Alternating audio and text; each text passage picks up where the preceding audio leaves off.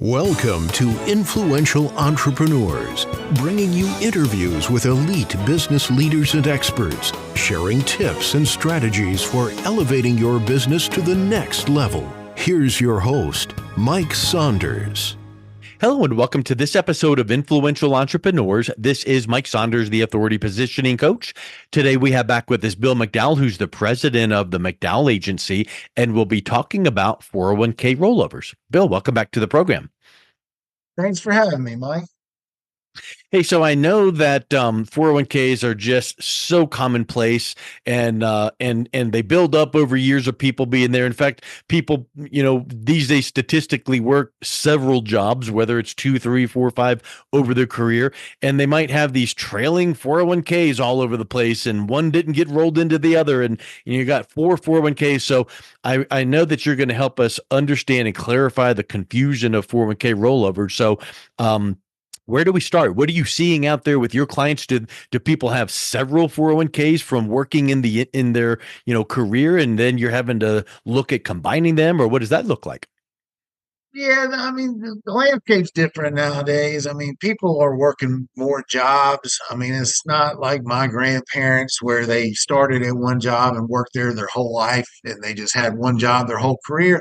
The landscape's not that way anymore. People are working, 2, 3, 4 different companies throughout their working years. So they've got multiple retirement accounts set up. Yeah. And, I run into a lot of people, that have them just sit there and they don't know what to do with them. So, that's where I come in. And, they can be any age, I've run into people in their 30s that have got, 2 or 3 401ks just because, they've had a couple different jobs. Yeah. Yeah, that's a good point. And I think that, people, just mindlessly, they start a job and HR gives them paperwork, they sign it. And now all of a sudden it's like, I don't even know about how much they're putting in or matching or 401ks. And so I think that's one place that you can even start working with people even before they move on or retire, is helping them understand the current 401k and, what percent they should put into this kind of allocation. Where do you start educating your clients on the best asset allocation for their 401k? Well, if someone comes to me, it doesn't matter what age they are. If they've got a 401k that is at a past job, is what we call that is called a orphaned 401k. Okay. It means that somebody has they've got a 401k sitting there that's just sitting there. I mean, it might be growing, it might not, just depending on what the stock market's doing. They might be in their 20s, 30s, 40s. Their age really doesn't matter, but we still call them orphan 401ks. And the best thing to do with those 401ks that are sitting there is to get them into an investment type with someone like myself that can position that money into a place where, it can, they've got more grasp, more hands-on on where the funds are at, and that kind of thing. With I don't know, a 401k, the average fee is 1.74%. That the average 401k fee is for in the whole United States. Okay, that's a lot of money. And if you're not, what's the alternative fee? Well, I mean, for myself, I am a fiduciary, first of all. So, and I don't charge any fees for my services. Okay. I mean, like some of these brokers out there, they're charging 1% to 2%. I don't charge any fees for my services. I do get paid, but mine's worked out a little differently than how theirs is. But I mean, if you anybody that invests money with me, like I said, I don't charge them any fees. And just say someone comes to me and they've got a 401k that was at a job that they left 2 years ago. It's an orphan 401k. They're still getting charged, somewhere between 1% to 2% by the company that is where that money's sitting at. And they're not really doing anything to manage it. It's just sitting there. They're not, they're not doing anything to it. I mean, they could care less if that money makes money or doesn't make money. Like I said, there's no one person that is managing that money. So, when somebody comes to me and they say, hey, I go into my my role at that point, I said, okay, well, look, I can put that money somewhere where you're not going to be charged the fees. You'll have more control over where it's invested, and you're not going to, like I said, the fees aren't going to be all there. Okay. And like I said, at any age, these people, they can be at any age. And like I've said earlier in previous podcasts, I mean, I work with mostly people that are retired or getting ready to retire. But I mean, I do have some clients that are younger just because they come to me and they say, look, I've got 401ks that, they're just sitting there. So I Yeah. work with everybody. Yeah, yeah, that's a huge point. And you mentioned about, what did you say? The average 401k fee is 1.7%. Yeah. On $1 million, that's that's a sizable amount of money that just disappears up in smoke with fees. Oh yeah. Yeah. I mean, it's a lot of money. I mean, they all say that everybody's going to charge a fee, which, like I said, the way my, and I do get paid. Don't get me wrong. I mean, everybody's going to get paid, but I don't charge any of these ridiculous fees that, the Edward Joneses and your Morgan Stanley, those type of companies.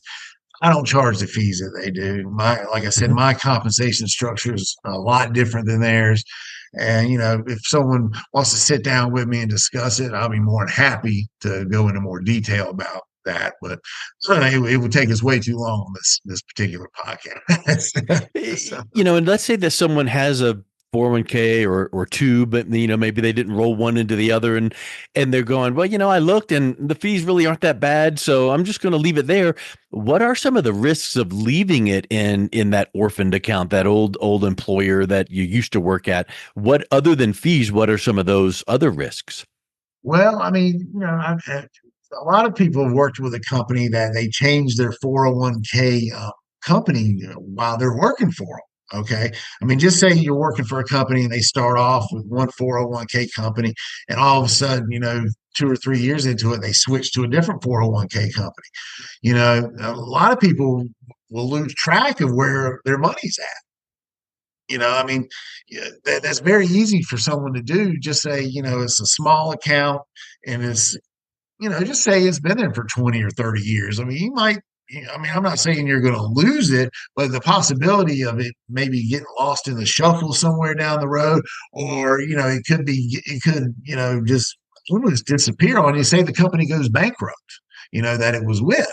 I mean, that's a possibility. Yeah. If you put it with someone, like myself, you're gonna know somebody's looking after it. Yeah.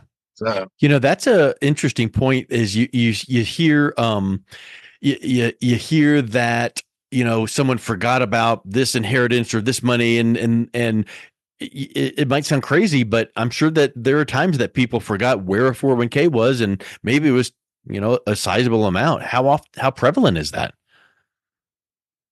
well, I mean, it can happen. I mean, I had a client. They were, and this is a little bit off the subject, but I mean, they were in their late 80s, and one day he just got a check in the mail for $300,000. And it was like from one of these, how you get these lost funds, the state run Yeah. companies that where money just shows up and they say there's so many billions of dollars sitting there, lost money sitting there. Well, apparently they had tracked this one guy down. It was, I don't know how we didn't know it was a brother of his that had passed away, but apparently his brother had passed away like 10 years earlier, and that money was just sitting in the California lost money division. And they finally tracked him down in North Carolina and sent him a check for $300,000. It was sitting in a 401k. Wow. Yeah, I mean, It he didn't happens. even know. Yeah, he didn't even know it was there. So I mean, I don't know Yeah. how you miss that. I mean, if you have a Yeah, brother, really, really. But he you had know, a oh happy day moment when he got that check in the mail and then finally figured it out. So that's awesome. oh yeah, So you mentioned about prior companies, and they might not pay attention to the 401k and managing it, because I'm sure that's accurate. One thought that comes to my mind is, what about company instability? What if there's a company you used to work for and now you've moved on to another company, you left your 401k with whatever, company that was, What if that company starts having instability and maybe they're faltering? Would that have a negative impact on your 401k funds? Good. I mean, like I said, every situation's a little different. I mean, if you got a company that's going bankrupt, I mean, there's certain, the laws are changing all the time. I mean, I know with the insurance companies that that you do these contracts with, you're guaranteed a certain amount. Okay. It's like the FDIC is set up with the bank, but the FDIC got set up with the bank's not all it's cracked up to be. I mean, most people don't know this, but you get what is it, $250,000 guaranteed with the FDIC. But most people don't know this is that they have up to 10 years to pay you any of that money back. Ooh. So technically they can wait till the ninth year on the 11th month before they pay you anything. So that's And something they would most actually people. be smart to let their money keep working for them for those 9 years and 11 months. So, it's not like, oh, your car was totaled in an accident. Here comes a check 2 weeks later. 10 years is a long time.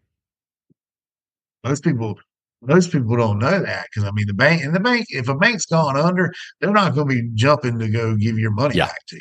right. They're going to Yeah, wait. they're They're going to they're in wait as long as distress. they legally. They're going to wait as long as they legally can.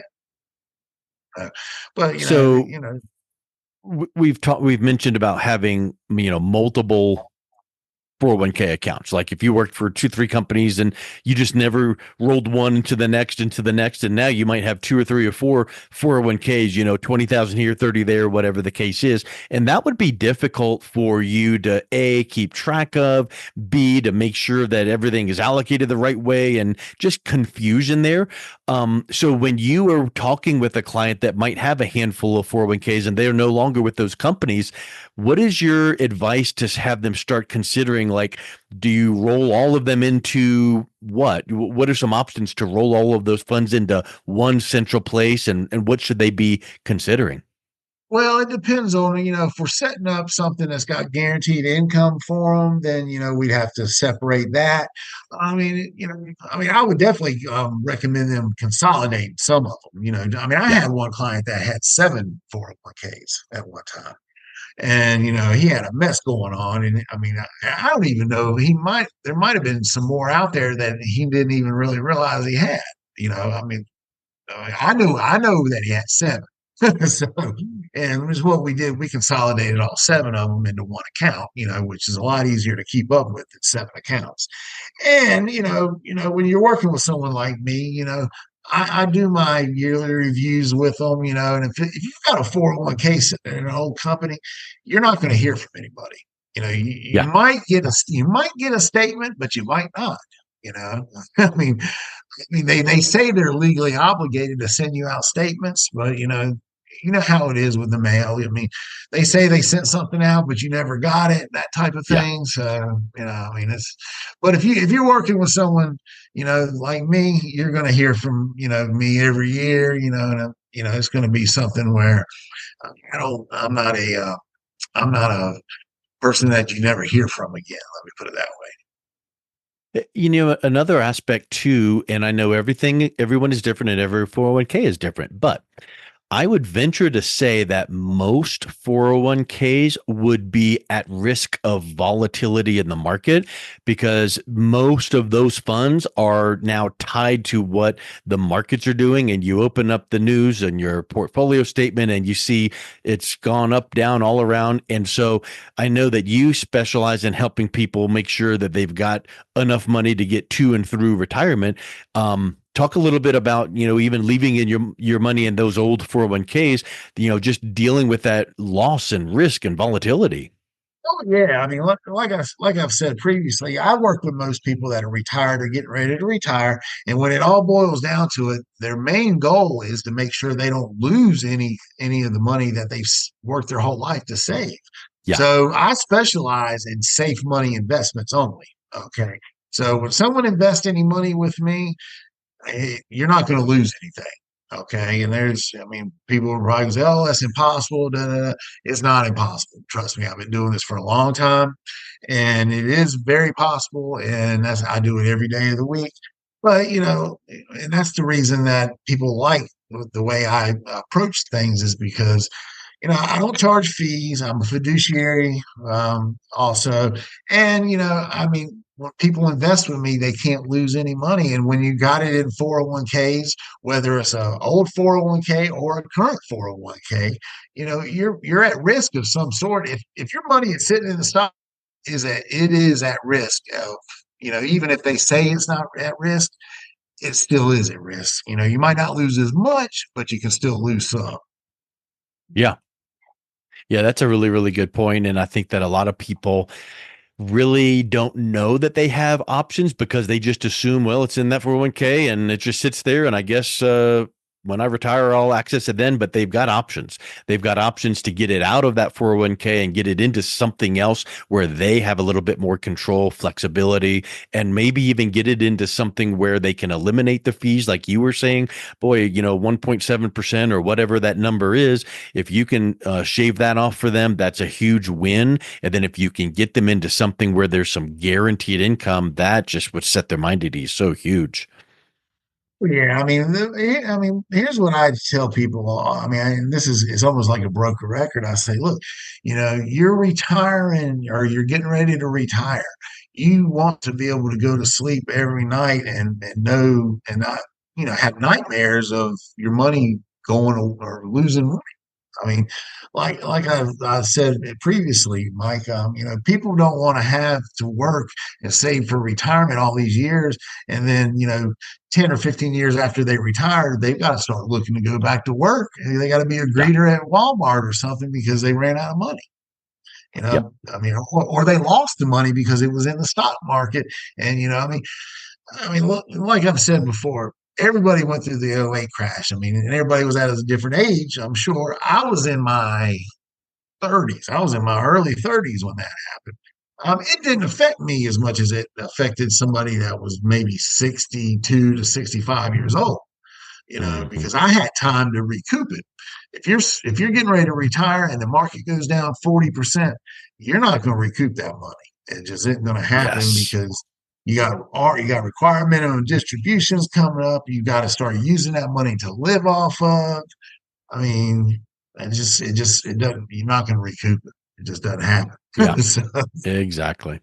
Well, I so tell you, it's really powerful to be able to have a little bit of clarity, and that's what you've been able to bring us here with realizing some of the options that are available for 401k. Currently, if you've got orphaned 401ks in the past, and what you should do with them. So, Bill, if someone is interested in learning a little bit more and reaching out and connecting with you, what's the best way that they can do that? my website is www.mcdowell-agency.com. Phone number is 336-987-2933. And my email address is mcdowellmanage@gmail.com. And McDowell is spelled exactly like it sounds, McDowell. Awesome, Bill. Thank you so much for coming back on and chatting with us today. It's been a real pleasure talking with you. Great, Mike. Thanks a lot. I appreciate it. Good talking to you. Have a good week. Have a good rest of your week. You've been listening to Influential Entrepreneurs with Mike Saunders. To learn more about the resources mentioned on today's show or listen to past episodes, visit www.influentialentrepreneursradio.com.